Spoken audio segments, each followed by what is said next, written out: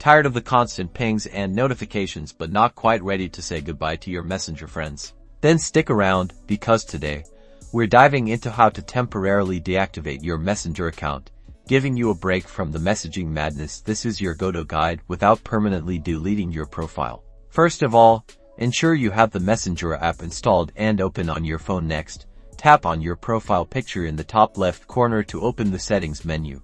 Within settings, scroll down and tap on Account Center. Think of the Account Center as your central hub for managing your profiles. In the Account Center, select Personal Details. Here, you will find your profile information. Now choose Account Ownership and Control. This section gives you options for handling your account, including deactivation and deletion.